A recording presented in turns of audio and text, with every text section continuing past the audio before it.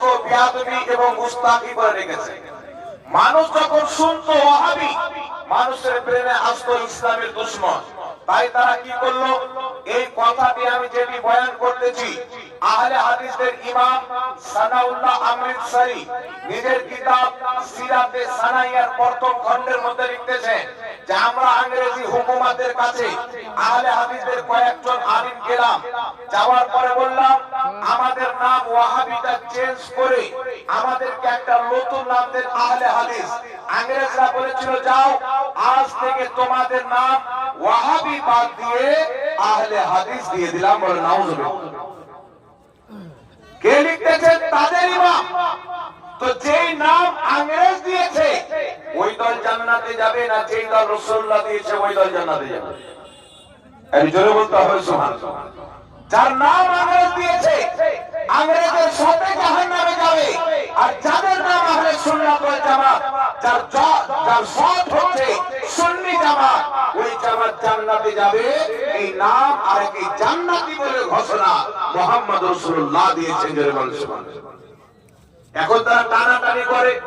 ইমামে মালিক রাহমাতুল্লাহ আলাইহি বলেছেন যারা লাখ লাখ হাদিসকে নিয়ে গবেষণা করে তাদেরকেও আহলে হাদিস বলা হয়, আর যারা হাদিসের উপর আমল করে তাদেরকেও আহলে হাদিস বলা হয়। ইমামে মালিক রাহমাতুল্লাহ আলাইহি উক্ত বক্তব্যটি উল্লেখ করে ইমাম নববী রাহমাতুল্লাহ আলাইহি উত্তরে বলেছেন যে ইমাম মালিক যে আহলে হাদিসকে জান্নাতি বলেছেন ওটা আহলে হাদিস নয়, আসলে ওটা হচ্ছে আহলে সুন্নাত ওয়াল জামাত। এই জন্য বিরাদর ইসলাম উম্মত 73 দলে বিভক্ত হবে। নামাজ সবাই পড়বে, রোজা সবাই রাখবে, হজ সবাই করবে, যাকাত সবাই দিবে। আমার আপনার নবী সাল্লাল্লাহু আলাইহি সাল্লাম বলেছে যারা বেঈমান হবে, পথভ্রষ্ট হবে, জাহান্নামী ফিরকা হবে, জান্নাতি ফিরকার চাইতে তারা নামাজ বেশি পড়বে। যারা জাহান্নামী ফিরকা হবে জান্নাতি দলের চাইতে তাদের নামাজ বেশি হবে, রোজা বেশি হবে, হজ বেশি হবে, যাকাত বেশি হবে। আল্লাহর নবী সাল্লাল্লাহু আলাইহি ওয়াসাল্লাম বলেন তারা জাহিরে প্রকাশে খুব সুন্দর সুন্দর কথা বলে, কিন্তু ইসলামের সাথে কোনো তাদের সম্পর্ক থাকবে না। কোরআন তারা পড়বে, তারা মনে করবে কোরআন আমাদের পক্ষে, কিন্তু কোরআন তাদের পক্ষে হবে না, বরং কোরআনুল কারীম তাদের বিপক্ষে হবে। এই জন্য পৃথিবীর মুসলমান 72 ফিরকা জাহান্নামী, একটি জান্নাতি। আপনি চিনবেন কিভাবে?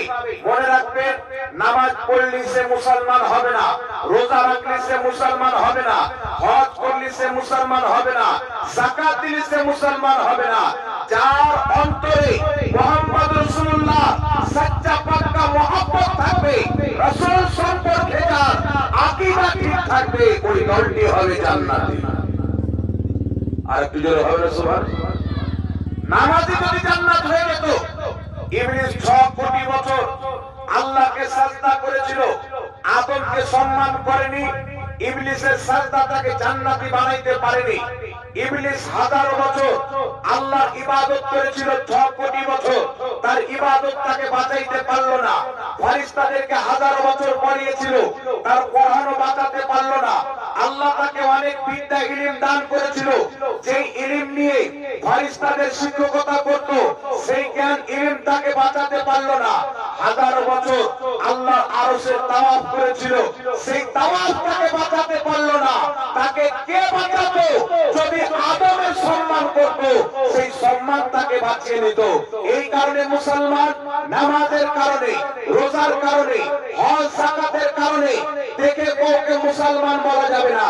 যদি তার অন্তরে রাসূল সম্পর্কে খারাপ ধারণা থাকে, নামাজ যতই পড়ুক মুসলমান হতে পারে না। মুসলমান কাকে বলা হবে? যার রাসূল সম্পর্কে আকীদা ঠিক হবে। আর এই যে 72 ফিরকা জাহান্নামী হবে, এই 72 ফিরকা হবে বিদআতি। বিদআত কাকে বলে? প্রত্যেকটা নতুন আকীদা হচ্ছে বিদআত, প্রত্যেকটা নতুন আকীদার নাম হচ্ছে বিদআত। যেমন আপনাকে একটি জাহান্নামী ফিরকার কথা বলি। পাকিস্তানে একটি জায়গা আছে, জায়গাটির নাম হচ্ছে কাদিয়ান। সেই কাদিয়ান নামক জায়গাতে একজন ব্যক্তি জন্মগ্রহণ করেছিল, যার নাম হলো গোলাম আহমদ কাদিয়ান। সেও মাদ্রাসাতে পড়েছিল, ইলম অর্জন করেছিল। গোলাম আহমদ কাদিয়ানী যখন বড় হলো, ইলম অর্জন করলো, জ্ঞানী হলো, তার ইলমের কারণে, মাদ্রাসার কারণে অনেক লোক তার ভক্ত হলো। অবশেষে সেই ব্যক্তি নিজেকে নবী দাবি করলো। নাউজুবিল্লাহ। কি দাবি করলো? নবী দাবি করলো।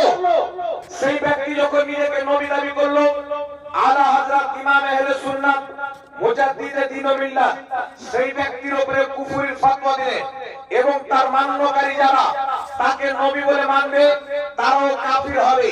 আজকে কাদিয়ানী দেখতে পাওয়া যায়, দুনিয়াতে কাদিয়ানী আছে। ভারতের